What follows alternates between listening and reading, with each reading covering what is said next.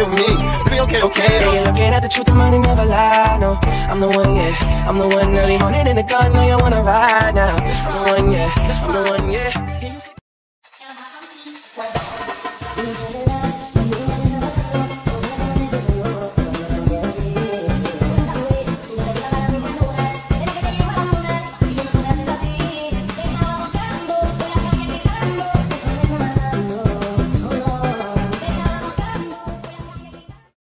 Assalamualaikum warahmatullahi wabarakatuh.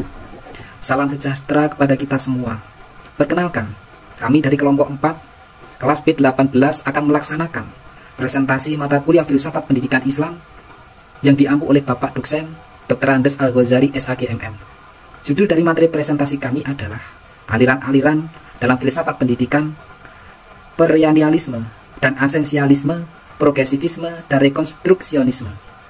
Akan tetapi, sebelum kami memulai presentasi kami, pepatah mengatakan, tak kenal maka tak sayang. Maka dari itu, di sini saya akan memperkenalkan anggota kelompok 4 beserta materi yang akan dipresentasikan. Untuk anggota yang pertama, ada Ibu Endang Purwaningsih yang akan mempresentasikan latar belakang dari makalah aliran-aliran dalam filsafat pendidikan, perennialisme dan esensialisme, progresivisme dan rekonstruksionisme. Ada anggota yang kedua, Ibu Sulis Rahayu, yang akan mempresentasikan pengertian perennialisme dan pengertian esensialisme. Dan ada orang ketiga, maksudnya anggota yang ketiga, Ibu Eka Destianasari, yang akan mempresentasikan pengertian progresivisme dan pengertian rekonstruksionisme. Ada anggota yang keempat, saya sendiri, Wahyu Dwi Handoyo, yang akan mempresentasikan kesimpulan dari makalah ini. Assalamualaikum, perkenalkan nama saya Endang Purwaningsih yang akan mempresentasikan latar belakang dari makalah aliran-aliran dalam filsafat pendidikan, perennialisme dan esensialisme, progresivisme dan rekonstruksionisme. Jika kita bicara tentang filsafat, kita akan melihat kembali ke zaman Yunani kuno, ketika semua ilmu dikenal sebagai filsafat. Filsafat berasal dari bahasa Yunani, philos berarti cinta yang sangat mendalam, dan sophia berarti kebijakan atau kearifan. Filsafat dalam arti harfiah berarti cinta kebijakan, dan dalam arti luas, filsafat adalah upaya manusia untuk berpikir secara spekulatif, reflektif, dan sistematis tentang alam semesta di mana dia hidup dan hubungannya dengan alam semesta. Filsafat pendidikan adalah cabang filsafat yang mempelajari hakikat pendidikan, tujuan, serta cara terbaik mencapai tujuan tersebut. Filsafat pendidikan merupakan studi mengenai nilai, tujuan, dan metodologi dalam pendidikan. Aliran-aliran dalam filsafat pendidikan membantu guru dan institusi pendidikan merumuskan pendekatan dalam mengajar, menilai hasil belajar, dan menciptakan lingkungan belajar yang mendukung perkembangan siswa. Filsafat pendidikan juga berfungsi teoritis karena senantiasa memberikan ide, konsepsi, analisis, dan berbagai teori bagi upaya pelaksanaan pendidikan. Fungsi penting filsafat pendidikan adalah untuk memberikan prinsip dan pijakan bagaimana mengaktualisasikan tujuan pendidikan. Berbagai aliran dalam filsafat pendidikan menawarkan pandangan yang berbeda tentang bagaimana pendidikan seharusnya dilakukan, yang selanjutnya mempengaruhi kebijakan pendidikan, kurikulum, dan praktek pengajaran. Dalam makalah ini akan dibahas 4 aliran utama dalam filsafat pendidikan: perennialisme, esensialisme, progresivisme, dan rekonstruksionisme. Assalamualaikum warahmatullahi wabarakatuh. Perkenalkan, nama saya Sulis Rahayu, saya dari kelas B18 yang akan mempresentasikan pengertian perennialisme dan pengertian esensialisme. Pengertian perennialisme berasal dari kata perennial yang berarti abadi. Aliran ini berpendapat bahwa pendidikan seharusnya mengajarkan kebenaran yang sifat abadi, yaitu pengetahuan yang relevan sepanjang masa dan tidak terpengaruh oleh perubahan zaman. Perennialisme percaya bahwa tujuan utama pendidikan adalah membentuk individu yang mampu berpikir kritis dan rasional. Perennialisme adalah aliran filsafat pendidikan yang berpendapat bahwa tujuan pendidikan adalah untuk mengajarkan prinsip-prinsip abadi yang tidak berubah terlepas dari waktu dan tempat. Pengikut perennialisme percaya bahwa kebenaran bersifat universal dan tidak ditemukan melalui kajian teks klasik dan karya-karya besar dari sejarah peradaban manusia. Hakikat manusia tidak pernah berubah, oleh karena itu pendidikan yang baik juga tidak harus berubah. Namun perennialisme percaya bahwa ide-ide besar yang telah berlangsung selama berabad-abad masih relevan hingga saat ini dan semestinya menjadi fokus pendidikan. Ciri-ciri perennialisme berfokus pada pengetahuan klasik dan universal. Pengajaran bersifat intelektual dan bertujuan membentuk karakter siswa dianggap sebagai penerima pengetahuan, sedangkan guru berperan sebagai fasilitator untuk mengarahkan siswa mencapai kebenaran. Tokoh-tokoh kunci. Robert Maynard Hutchins. Ia berpendapat bahwa pendidikan harus difokuskan pada pemahaman prinsip-prinsip universal dan intelektualisme diperoleh dari studi klasik. Yang kedua, Mortimer Adler menekankan pentingnya pendidikan liberal yang menyiapkan individu untuk berpikir kritis dan terlibat dalam wacana intelektual. Berikutnya, kelebihan dan kekurangan. Kelebihannya antara lain mendorong pemahaman mendalam terhadap konsep-konsep dasar yang abadi dan relevan sepanjang waktu. Kekurangannya, kurang fleksibel terhadap perkembangan ilmu pengetahuan dan kebutuhan zaman modern. Selanjutnya, pengertian esensialisme. Esensialisme berasal dari kata esensi, yang berarti pokok, atau esensial yang berarti sifat-sifat dasar. Teori filsafat yang dikenal sebagai eksistensialisme berpendapat bahwa keberadaan eksistensi adalah dasar dari semua gejala. Salah satu cara manusia berada di dunia adalah eksistensi. Dalam hal ini, wujud manusia berbeda dengan wujud benda material lainnya yang ada di dunia, di mana benda-benda materi tidak memiliki kesadaran akan dirinya sendiri dan tidak berkomunikasi satu sama lain. Idealisme dan realisme adalah aliran-aliran filsafat yang membentuk corak esensialisme. Esensialisme memandang bahwa ada inti pengetahuan yang esensial yang harus dikuasai siswa untuk memperoleh mereka menjadi anggota masyarakat yang produktif. Dalam pandangan ini, pendidikan harus kembali pada dasar-dasar seperti membaca, menulis, berhitung, dan sains. Esensialisme adalah aliran yang menekankan pentingnya mengajarkan ilmu pengetahuan dasar yang dianggap penting bagi semua orang. Esensialis percaya bahwa pendidikan harus berfokus pada pembentukan pengetahuan keterampilan dasar yang esensi untuk bertahan hidup dan berkontribusi dalam masyarakat. Ciri-ciri esensialisme. 1. Berfokus pada keterampilan dasar dan ilmu pengetahuan yang dianggap penting. 2. Menekankan disiplin dan pengembangan karakter. 3. Guru memiliki peran otoritatif dalam proses pembelajaran, sering menggunakan metode yang terstruktur. Tokoh-tokoh kunci. 1.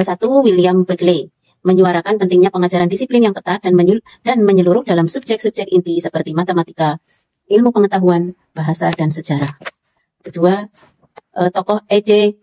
Hirsch Jr. memperjuangkan pentingnya pengetahuan inti yang harus dipelajari oleh semua siswa agar bisa menjadi warga negara berpendidikan dan kompeten. Kelebihan dan kekurangannya. Kelebihannya, membekali siswa dengan keterampilan dasar yang diperlukan untuk menghadapi dunia nyata dan melibatkan mereka dalam pendidikan yang terstruktur. Dan kekurangannya, tidak banyak memperhatikan kreativitas dan minat individual siswa, serta cenderung terlalu fokus pada akademik formal. Demikian materi yang saya paparkan. Terima kasih. Wassalamualaikum warahmatullahi wabarakatuh. Assalamualaikum warahmatullahi wabarakatuh. Perkenalkan, nama saya Ika Destiana Sari yang akan mempresentasikan tentang pengertian progresivisme dan pengertian rekonstruksionisme. Yang pertama adalah pengertian progresivisme. Progresivisme berasal dari kata progresif yang berarti bergerak maju. Kata progresif dapat diartikan sebagai ke arah kemajuan, berhaluan ke arah perbaikan. Progresivisme adalah aliran pendidikan yang berpendapat bahwa pendidikan harus bersifat dinamis dan selalu berkembang sesuai dengan perubahan sosial dan kemajuan teknologi. Progresisme dapat didefinisikan sebagai proses perubahan. Aliran ini mengutamakan pendidikan yang relevan dengan kehidupan sehari-hari siswa, berfokus pada pengembangan minat dan kebutuhan individu siswa, serta mendorong partisipasi aktif dalam proses belajar. Progresivisme memiliki dua segi, yaitu psikologis dan sosiologis. Dari segi psikologis, pendidik harus dapat mengetahui tenaga-tenaga atau daya-daya yang ada pada anak didik yang akan dikembangkan. Psikologisnya seperti yang berpengaruh di Amerika, yaitu psikologis dari aliran behaviorisme dan pragmatisme. Dari segi sosiologis, pendidik harus mengetahui kemana tenaga-tenaga itu harus dibimbingnya. Lalu selanjutnya, ciri-ciri progresivisme. Yang pertama, pendekatan pembelajaran yang berpusat pada siswa, pengutamaan pengalaman langsung dan pembelajaran melalui percobaan. Lalu yang ketiga, guru bertindak sebagai pemandu yang memandu siswa menemukan jawaban sendiri. Untuk tokoh-tokoh kunci progresivisme ini ada yang pertama, yaitu John Dewey, adalah tokoh utama dalam progresivisme yang menganggap pendidikan sebagai alat untuk perbaiki masyarakat melalui pengalaman praktis dan pemecahan masalah. Baginya, sekolah adalah miniatur masyarakat dan harus mempersiapkan siswa untuk berpartisipasi aktif dalam demokrasi. Lalu, yang kedua, Francis Parker menekankan pentingnya pendidikan yang relevan dengan pengalaman nyata di kehidupan siswa. Lalu kelebihan dan kekurangan. Untuk kelebihannya, mendorong kreativitas, pemikiran kritis, dan keterlibatan aktif siswa dalam proses belajar. Untuk kekurangannya, kadang terlalu fleksibel dan kurang menekankan pentingnya penguasaan materi dasar. Lalu selanjutnya, pengertian rekonstruksionisme. Rekonstruksionisme seringkali diartikan sebagai rekonstruksi sosial, merupakan perkembangan dari filsafat pendidikan progresivisme. Rekonstruksisme adalah aliran filsafat pendidikan yang berpendapat bahwa pendidikan harus menjadi alat untuk merekonstruksi atau memperbaiki masyarakat. Dengan demikian, pendidikan bertujuan untuk menciptakan masyarakat yang lebih adil dan progresif. Imam Bernadette mengartikan rekonstruksionisme sebagai filsafat pendidikan yang mengkehendaki agar anak didik dapat dibangkitkan kemampuannya untuk secara rekonstruktif menyesuaikan diri dengan tuntutan dan perkembangan masyarakat sebagai akibat adanya pengaruh dari ilmu pengetahuan dan teknologi. Para penganut aliran rekonstruksionisme berkeyakinan bahwa bangsa-bangsa di dunia mempunyai hasrat yang sama untuk menciptakan satu dunia baru dengan satu kebudayaan baru di bawah satu kedaulatan dunia dalam pengawasan mayoritas umat manusia. Kaitannya dengan pendidikan, rekonstruksionisme menghendaki tujuan pendidikan untuk meningkatkan kesadaran peserta didik mengenai problematika sosial, politik, dan ekonomi yang dihadapi oleh manusia secara global. Dan untuk membina mereka, membekali mereka dengan kemampuan-kemampuan dasar agar bisa menyelesaikan persoalan-persoalan tersebut. Selanjutnya, ciri-ciri rekonstruksionisme. Yang pertama, mengutamakan masalah sosial dan upaya rekonstruksi masyarakat. Yang kedua, membina sikap kritis terhadap ketidakadilan sosial. Yang ketiga, guru berperan sebagai pembimbing yang mendorong siswa untuk memahami dan mengatasi masalah sosial. Tokoh-tokoh kuncinya adalah yang pertama, George S. Watts, berpendapat bahwa pendidikan harus bertindak sebagai agen perubahan sosial dan membantu menciptakan masyarakat yang lebih adil dan demokratis.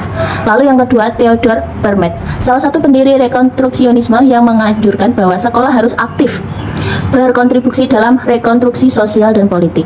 Untuk kelebihan dan kekurangan, kelebihannya adalah berorientasi pada tindakan sosial dan berusaha membentuk masyarakat yang lebih adil melalui pendidikan. Lalu untuk kekurangannya, kadang terlalu idealis dan tidak selalu realistis dalam konteks sistem pendidikan formal. Mungkin hanya itu yang bisa saya sampaikan. Terima kasih. Assalamualaikum warahmatullahi wabarakatuh. Bertemu lagi dengan saya, Wahyu Dwi Handoyo, yang akan mempresentasikan kesimpulan dari makalah ini. Jadi kesimpulan dari makalah ini adalah keempat aliran dalam filsafat pendidikan, perennialisme, esensialisme, progresivisme, dan rekonstruksionisme, mempunyai pengaruh yang signifikan terhadap cara pandang pendidikan di seluruh dunia. Perennialisme dan esensialisme menekankan pentingnya pendidikan berbasis disiplin ilmu dan pengetahuan yang sudah mapan. Sementara progresivisme dan rekonstruksionisme lebih terbuka terhadap perubahan dan penyesuaian terhadap kebutuhan sosial dan individual siswa. Keempat aliran filsafat pendidikan ini memiliki kedekatan yang berbeda dalam memandang tujuan dan proses pendidikan. Perennialisme berfokus pada pengetahuan abadi, esensialisme pada pengetahuan dasar. Progresivisme itu berkembang melalui minat siswa, dan rekonstruksionisme berkembang pada perubahan sosial. Jadi setiap aliran menawarkan perspektif yang berbeda tentang tujuan pendidikan dan metode pengajaran, yang dapat dipertimbangkan sesuai dengan konteks dan kebutuhan pendidikan yang berkembang. Meskipun demikian, dari ketiganya atau keempatnya memiliki karakteristik yang berbeda. Masing-masing aliran memberikan kontribusi penting dalam memperkaya pendekatan pendidikan yang dapat disesuaikan dengan kebutuhan masyarakat yang ada. Jadi alhamdulillah, tugas presentasi mata kuliah filsafat pendidikan Islam dengan judul materi aliran-aliran dalam filsafat pendidikan, perennialisme dan esensialisme, progresivisme dan rekonstruksionisme telah kami laksanakan. Maka dari itu, apabila ada materi yang salah ataupun kurang tepat dari tutur kata kami yang tidak sesuai dan tidak sopan, kami dari kelompok 4, terutama saya mewakili dari kelompok 4, memohon maaf yang sebesar-besarnya. Ihdinas shiratal mustaqim wa afa minkum. Assalamualaikum warahmatullahi wabarakatuh. Terima kasih.